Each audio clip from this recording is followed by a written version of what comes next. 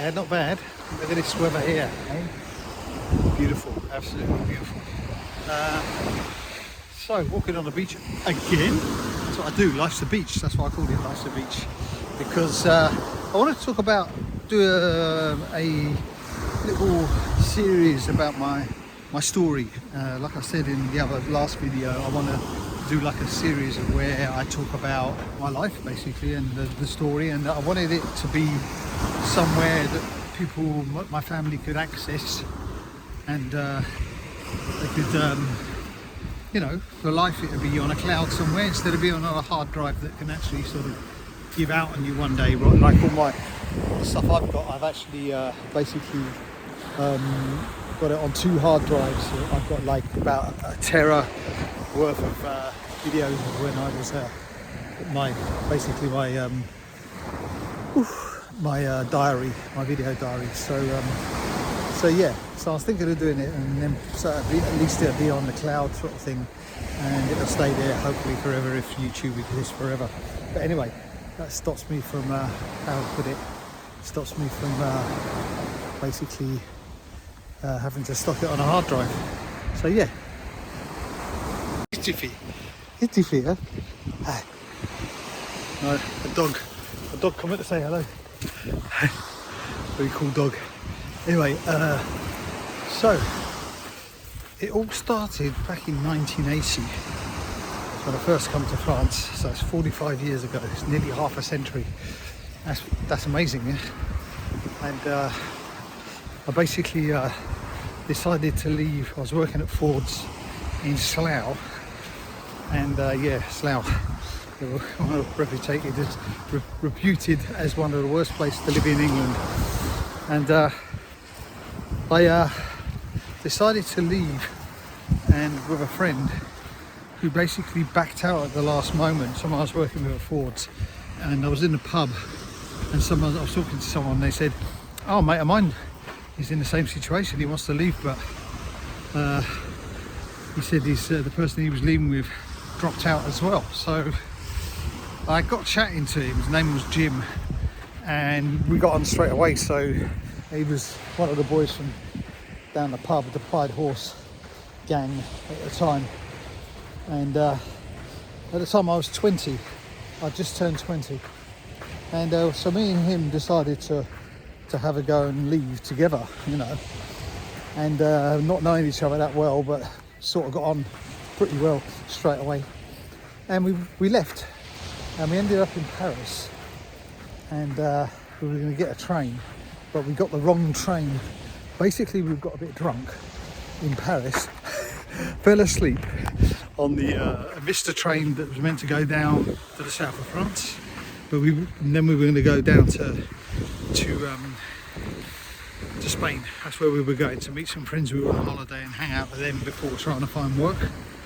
And we missed, if I remember rightly, we missed the train for Lyon, or I think it was Nice or something.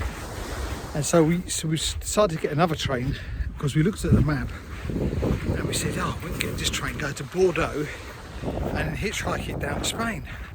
Oh, that's a great idea. So we did that, and we got to Bordeaux, and basically didn't realise that between Bordeaux and Spain there was a little mountain called the Pyrenees. and we didn't realise that, oh, you know, trying to hitchhike through the Pyrenees was going to be a bit of a joke, you know. So we did. We hitchhiked through the Pyrenees. Can you imagine that? And it was crazy.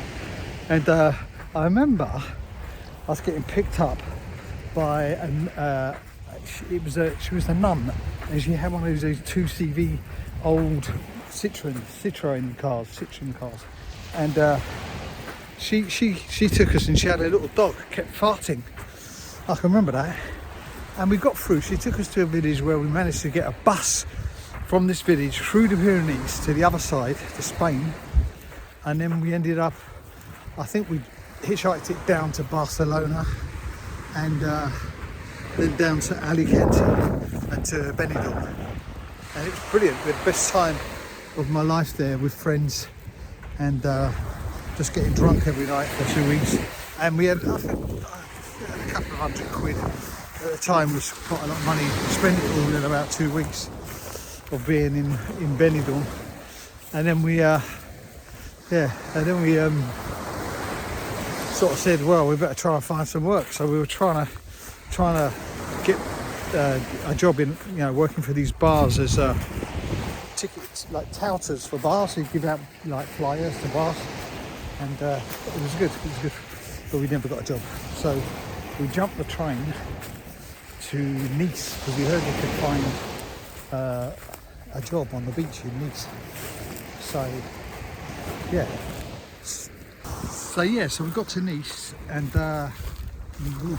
we walked down to the beach, and it was a huge, massive, it's about, 4 miles long or something. And we said, oh wow. Well, actually, to tell you the truth, it was funny when we turned up in Benidorm. Before I get back to Nice, we turned up in Benidorm, and we said to our mates, we'll meet you on the beach. And it was the same. The beach was like 10 miles long, but it wasn't, probably about 4 miles long, 5 miles long. And we were never going to find these lot on the beach, and they were probably half drunk anyway, being English in Spain at the time. And so we were walking along, looking at the beach, going, wow, we can't find them. And it's like miles, and we walked like for about 2 miles. And we came to like a part of the beach where it's like a cape sort of thing, and it goes round. And we bumped into them, literally bumped into them. And then we crashed in one of the guys' hotels. And they never noticed we were crashing there, the people at the hotel. So we didn't pay for the hotel. And it was just an adventure, Yeah, it was brilliant. But anyway, getting back to Nice, so it's the same thing. We looked at the beach and we couldn't find anyone selling stuff on the beach. And we bumped into someone and said, I don't know why we were talking to this person. He said, oh, you want to go to Fréjus? That's where it all happens. That's where all the workers work on the beach. So I can't remember who it was we talked to. But anyway, so we jumped on the train. Didn't have any money there, so we was jumping on trains without paying. Naughty boys. And we went down to Fréjus. As soon as we got on the beach in Fréjus, we saw someone selling donuts. Went up to him and said, where can we get a job? He said, wait over there. Tomorrow morning you'll see the boss and you can start working for him. And the next morning we got a job and started earning about a tenner a day. Back in those days that was great, 100 euros a day, 100 francs a day, which is probably like today earning about 50 euros a day, maybe a bit more. And it was fine. It was enough to buy food and a bit of booze and have a laugh. And so did that for about, I don't know, a couple of days. And then I saw this girl on the beach, and it was like, oh my god. She was so beautiful. It was so fear of the rain, you know what I mean? It was like, whoa. And I sort of like fell in love with the French girls straight away. And I saw this girl and I thought, wow. And and I went to get a sandwich from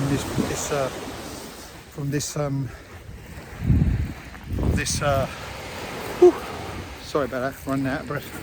From this food truck place where they were selling sandwiches. And the girl was behind this. She was selling sandwiches, and I was going, "Wow!" So I invited her to the campsite for a drink at night, and she said, "Yeah." And then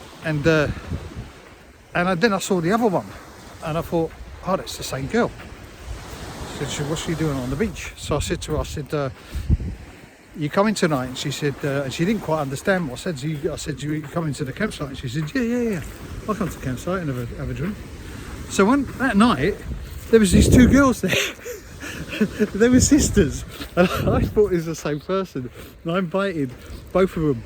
And so I had two girls turn up for really, really pretty girls. I mean, I wasn't ugly at the time. I actually looked okay. Here's a photo of me. And I wasn't too bad.